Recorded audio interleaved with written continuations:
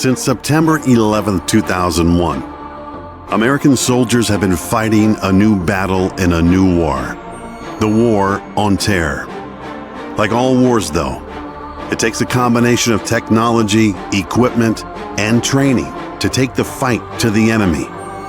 Technology, training, and equipment that you will see here in these highly acclaimed documentaries that have thrilled audiences all over the world.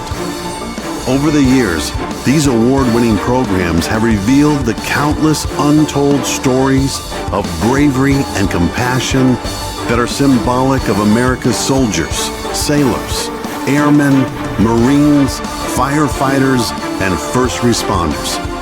These are powerful stories of initiative under fire, of technology advancing combat capabilities, of fear and courage, and the incredible emotions that underpin the life of our frontline forces. We are proud to present these original, digitally enhanced programs so that we will never forget the courage of those willing to put their own lives on the line to save ours. So, watch closely.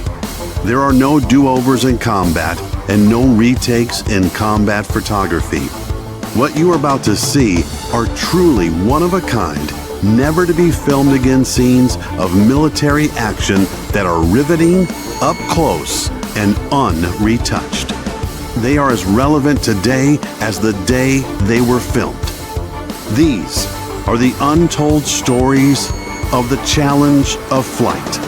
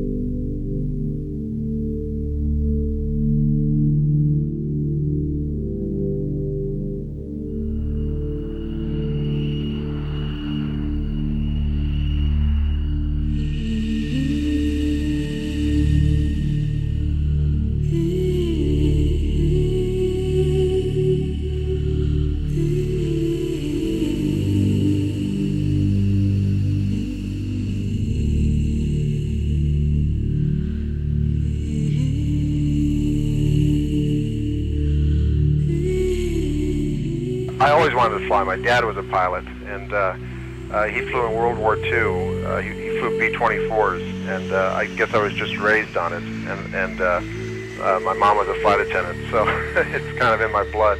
And since I was a little kid, that's all I could ever think of doing.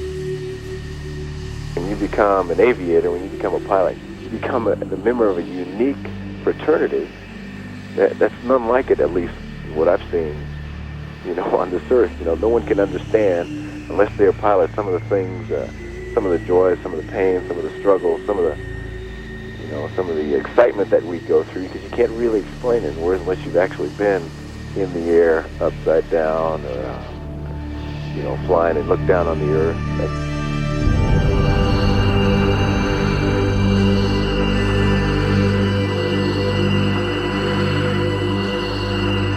I'll tell you, flying in the Navy is hours and hours of beautiful, serene, wonderful, exciting enjoyment. And it's interspersed with a few seconds of stark terror when something happens wrong. And if you can handle that type of a lifestyle, you'll be a good fighter pilot.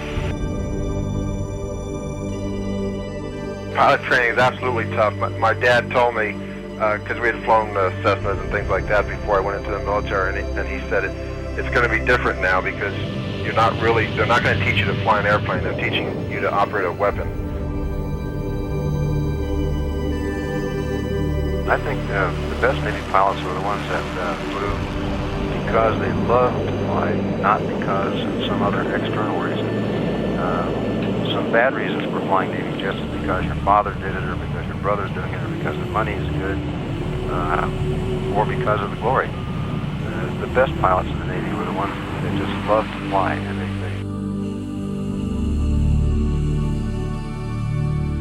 it makes me feel special because I was able to do it when I applied to fly with the military, and was able to get fighters. There's, maybe 20 or 30,000 people in the United States that want to be able to fly fighters. Probably 10,000 people for each class that goes through pilot training. And out of that, then there's 70 people. When I went through, 75 people in our class that started pilot training. And there was only 43 people that graduated from pilot training. And out of that 43 people, there were only 5 people that got fighters. So out of a few thousand people that want to do this or that apply to go to pilot training, there's only 5 people that actually get to fly fighters out of it. So for me to be able to fly fighters, it's very special and it's very humbling. Most fighter pilots don't have big egos because they know that the good Lord is watching over them and allowed them to do this.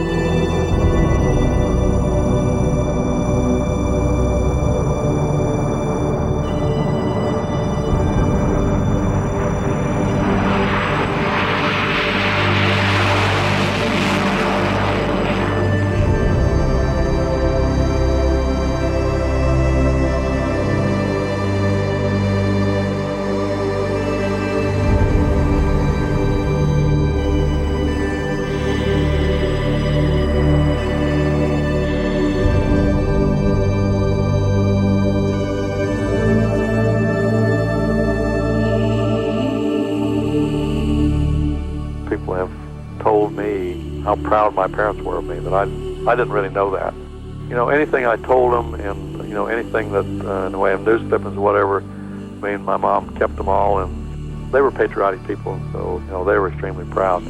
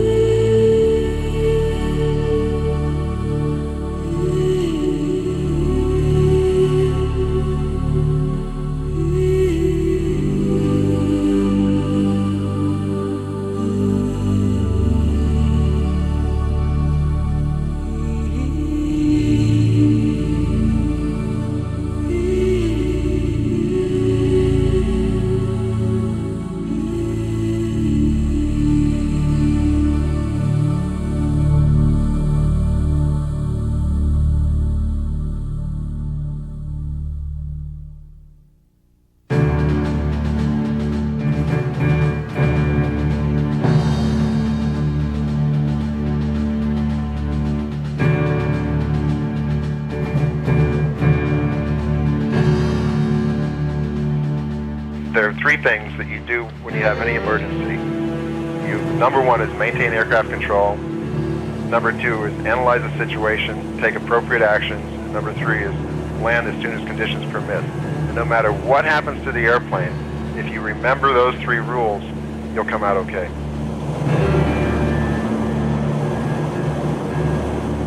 Over Baghdad, when a lot of guys were getting shot down, and there's people running out of fuel and other guys getting hit and that kind of thing, and, you just dropped your bomb.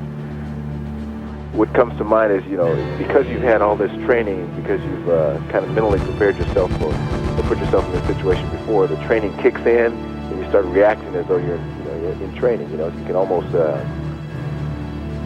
almost, dump the fear, you dump the apprehension, the kind of thing. You just start reacting the way you would as though it's a training mission until you get out of the immediate threat area. And then once you're through the immediate threat area, once you're out of the emergency, once you're out of whatever situation you're in, and you have a chance to sit back and think, that's when the fear and the apprehension and all the rest of that stuff kicks in.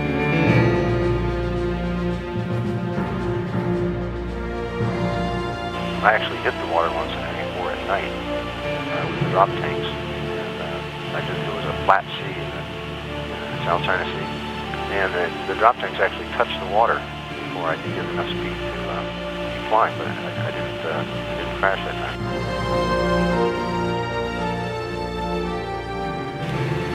There were more than one occasion in Asia where I came back, I parked the airplane, I went to the debrief, I immediately left the debriefing room and went to the church. And I don't have a real good record as far as going to church, but there were a lot of days, especially in Asia, where for some reason I was allowed to live and others weren't. And to this day I haven't quite figured all that out, but someday maybe I will.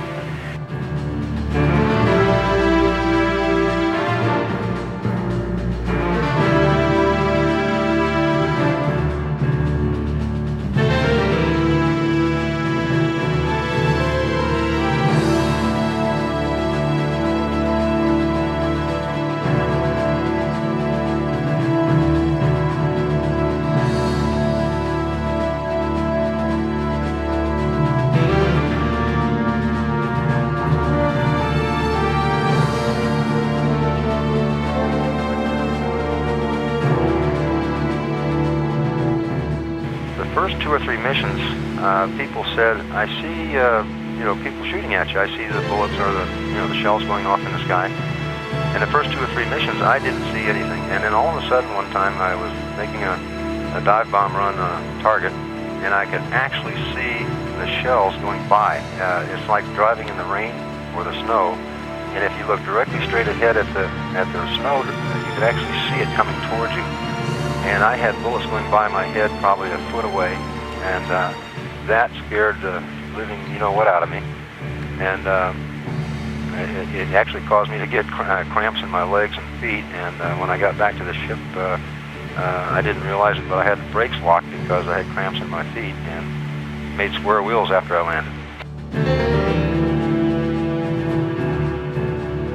If anything is not set correctly, or any problem with the airplane, the pilot really doesn't know it until he's already off the ship. And so, you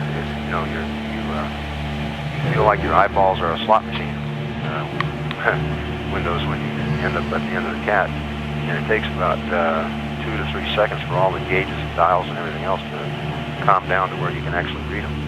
So I would say the catapult shot on the carrier is more dangerous than a landing, because on a landing, the pilot has control right up to the last second when you catch the wire.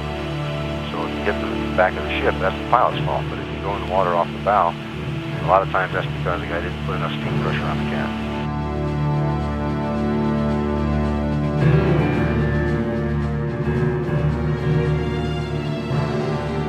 We took off and we flew out towards the desert, and we just started at low level, and my wingman looks over and he says, your left engine is smoking quite a bit. So the way my mirror was in the F4, I could see my back seater.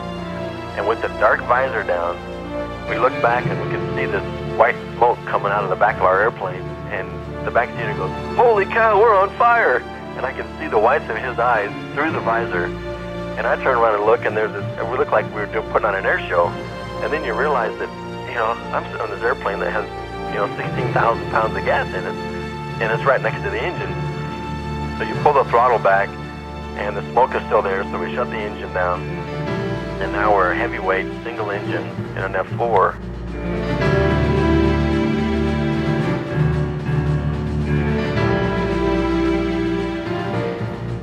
I came back at night with an A4, and couldn't get the gear handle down. It was actually frozen in the position. So I couldn't get the landing gear down even by the emergency means. They sent me to Keeney Point Philippines, and I landed the plane gear up on the foam, on tank, with the tanks on the airplane.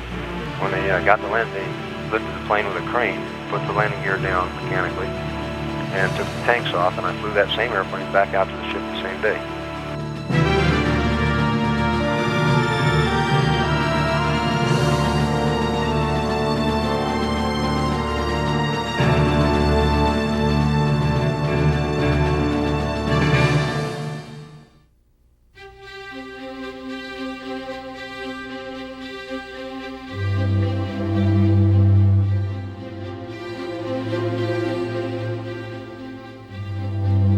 when we do air shows, they're absolutely fantastic because the crowds are so enthusiastic, especially if you're sitting on an airplane and you got the cockpit open and you have a ladder up there and you let people come up the ladder and look in the cockpit. They're so enthusiastic and they're so happy to be talking to you, and they've got so many good questions for you. You almost feel like a celebrity because the way the crowd is treating you. I remember one air show I did at Point Magoo where some gal came running up the ladder and said, "Can I please give you a kiss?" And I said, "Yeah, sure, go ahead." So she says, "Okay, when I kiss you, I want you to smile because my boyfriend's down there with the camera and he's going to take my picture."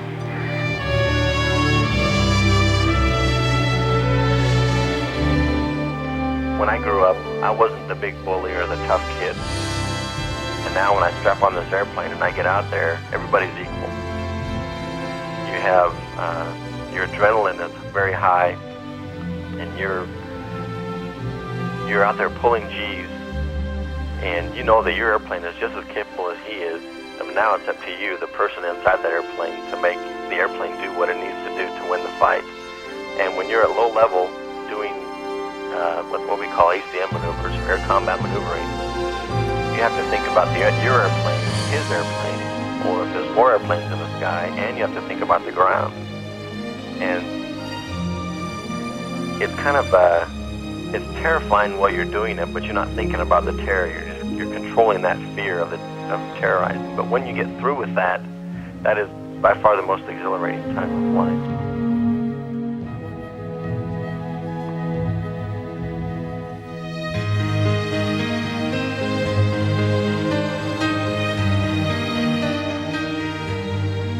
I always consider myself the best Navy pilot that ever walked the face of the earth, and I think that kept me alive a lot of times. Just that, not being egotistical, but just the fact that I thought I wouldn't make a mistake, which I haven't so far, was a great feeling of accomplishment to take these planes off the ship and come back safely.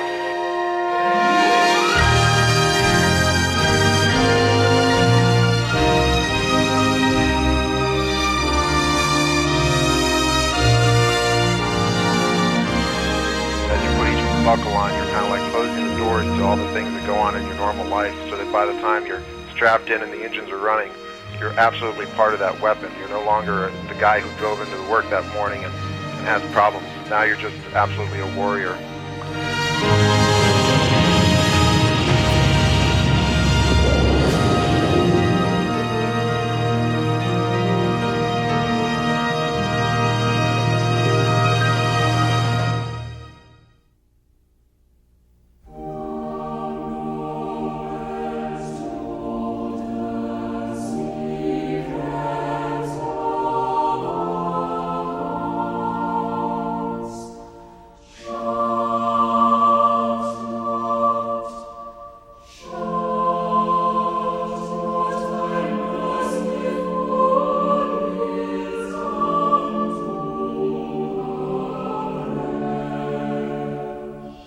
I remember the first time I actually flew in a fighter. I was in the back seat. It was kind of a demo ride, so they were showing me what I was going to be learning.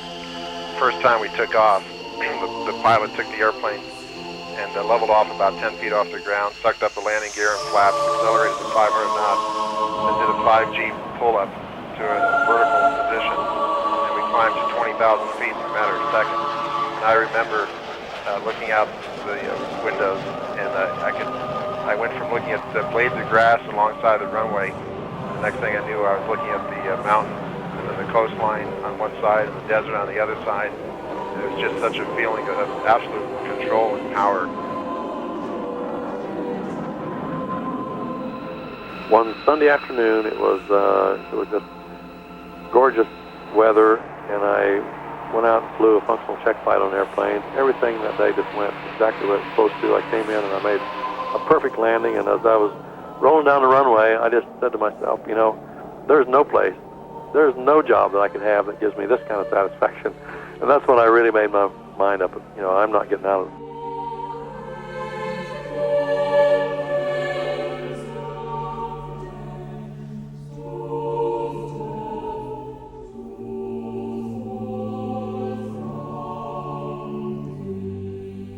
walking across the ramp out to the jet, knowing that you're going to go out and burn about 15,000 pounds of fuel in the next hour. You're going to cover probably 400 or 500 nautical miles. You're going to employ the weapons.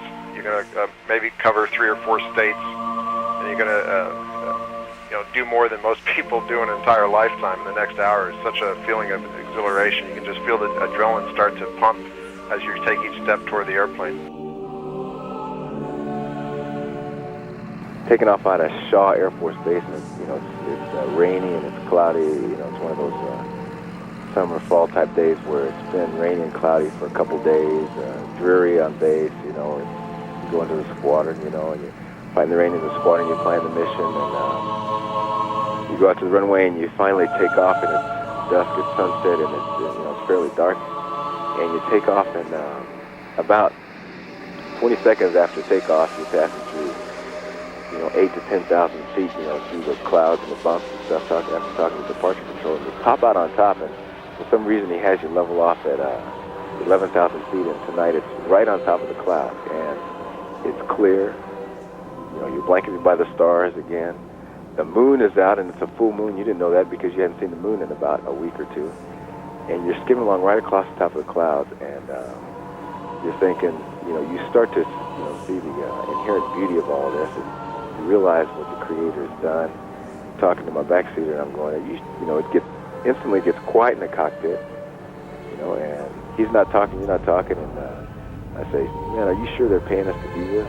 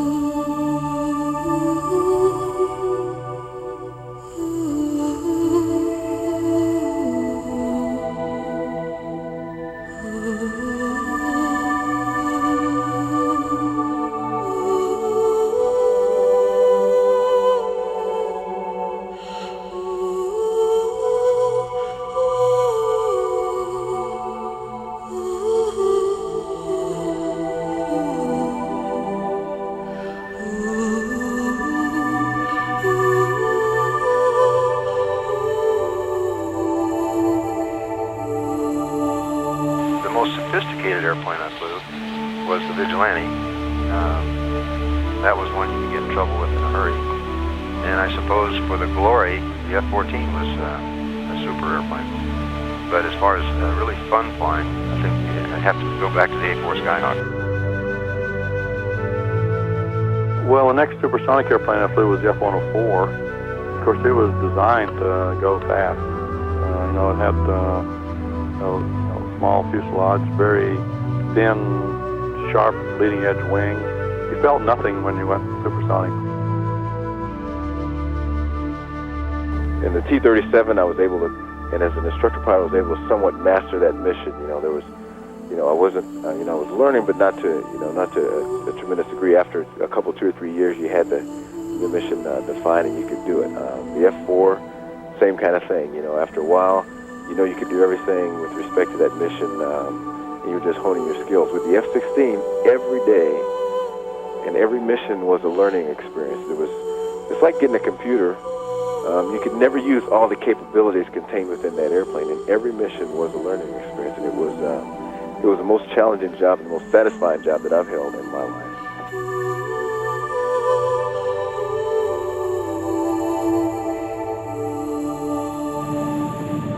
To be able to bounce power around like you can in something like a Phantom, literally go from idle power to full afterburner at the stroke of a pen, so to speak, and not have to worry about what the engines are going to do. You know what they're going to do. It's going to throw you back in the seat pretty good. And it's always, for whatever crazy reason, a good feeling to be doing that, to have it all in your hands.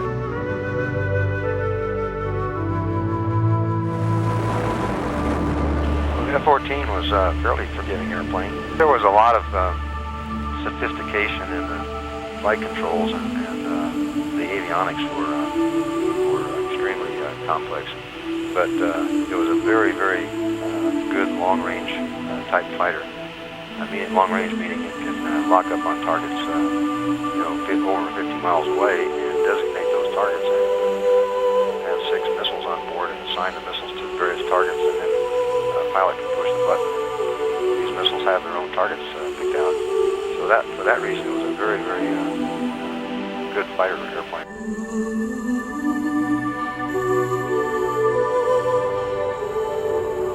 If you want to enjoy yourself, go out and fly with so-and-so. And what I really meant by that was, if you fly with this guy, he will become your map and can feed it verbally to you, so that you can just sit there and run the airplane and look out front where you need to be looking, rather than looking down at a map that you've planned up.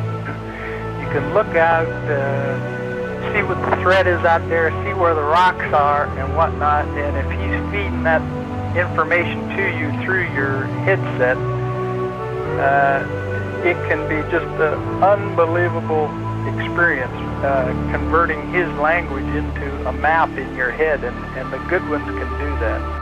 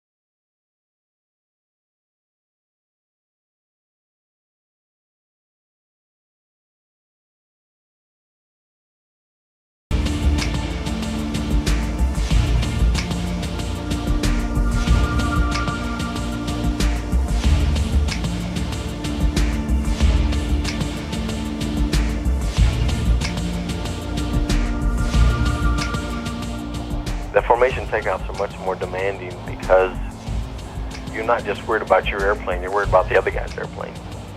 As soon as you get airborne and the leader gives you a head nod, that means gear up. So you put your gear up, and then he gives you another head nod for flaps, and as soon as the flaps start tracking up, he kicks his rudders and kind of wiggles his tail, and what he's doing is he's basically kicking you out to root formation, which means you're going to kick out to about anywhere from 100 to 200 feet away from his airplane, and which allows you to breathe easier because you don't have to have the concentration, and the white knuckle is your flying close formation.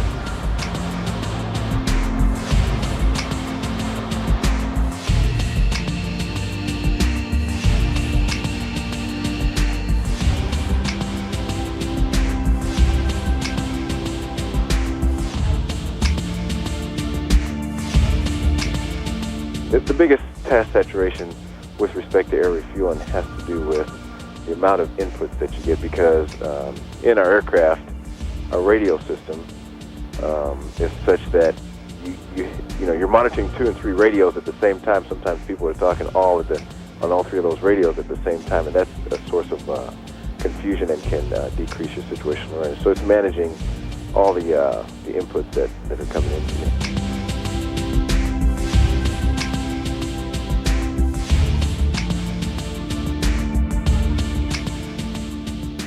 A wingman usually uses more fuel because he is jockeying his throttles back and forth to try and maintain position on the leader, where a leader will usually try and set his throttles to a certain percentage. What we did in the F4 is we would do a takeoff using full power, but the leader airplane would usually pull his throttles back about 1 knob width to give the wingman a little bit of jockeying power.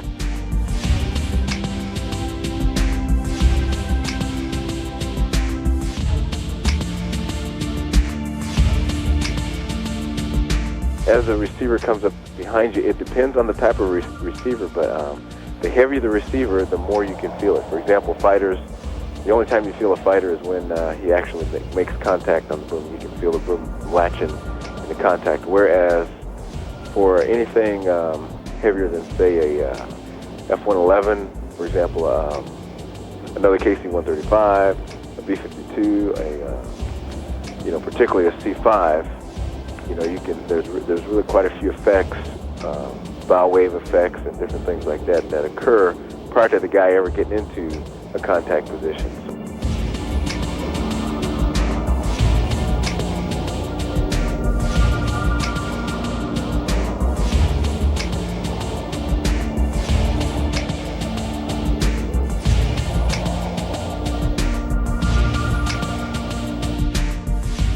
I just came back from instructor school where you just maintain neutral on the flight controls, and the boom operator can move the boom control left and right and get you and fly the KC-135 through 20, 30 degrees of bank, rolling out, and that kind of thing. In fact, the boom operators can actually fly an instrument departure. You can have them fly an instrument departure for you using the boom to make you turn left and right.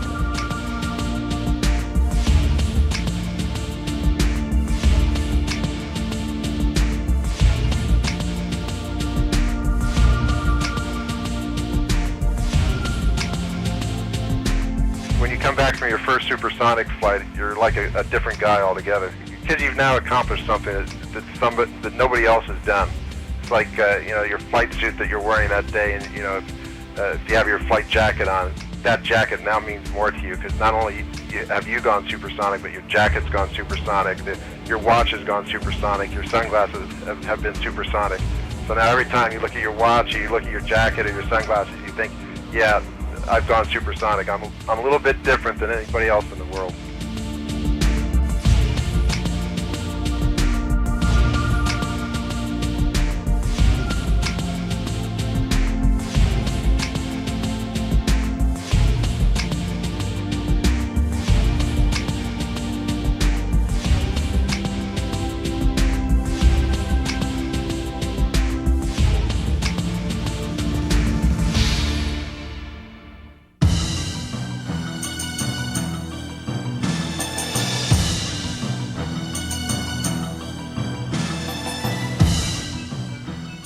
you asked about the burble. If the ship is traveling through the water or through the air and water at 30 knots, and the wind is blowing across the deck, and at the back of the ship it drops. It goes back down below the ship. So as you come approaching the stern of the ship, you're going to hit this downwash, you could call it, off the flight deck. And that's just something that you prepare for, and maybe add a little speck of power just before you get there. And that will usually get you through that burble area. Yeah, I've seen 3 or 4 ram strikes. One particular ram strike was a F8 that came back at night, and he was directly in front of me at about 1.25 miles. And he settled, hit the back of the ship. It broke the airplane in half. I think the engine and the tail went down in what they call the spud locker. That's the back end of the ship. And the cockpit area broke off and twisted sideways and then rolled down the deck. And the pilot was completely engulfed in flames inside the cockpit. And he ejected, not knowing whether it was up or down. And fortunately, the seat came out of the cockpit going straight up. So all he had was a few burns on his hands and face. But other than that, he survived. He actually had a nice parachute ride after hitting the ramp.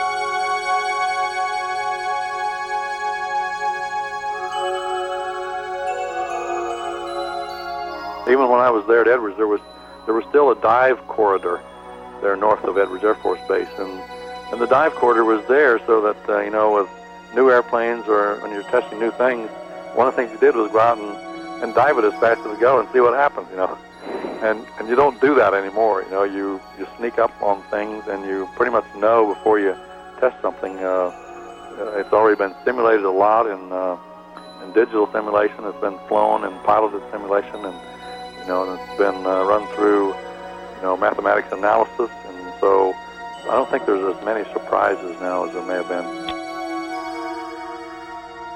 You're going to come up with one plan as a flight lead, and you're going to go and try to execute that, communicate that plan, execute that plan within the constraints of what the threats are, what your assets are, what the time over target is, and what kind of challenges you meet along the way. And that's a infinite number of variables. I had alert duty a lot in fighter interceptors. I regularly spent 70 or 80 hours a week on some sort of duty away from home, either in the squadron planning or flying or training or in the alert hangar. And I know from my standpoint, I was a young married person then, and I didn't really like being away from my wife and family, even for overnight. And we get that much time during the week. That's a lot of time to be away from the family. His truth is marching on.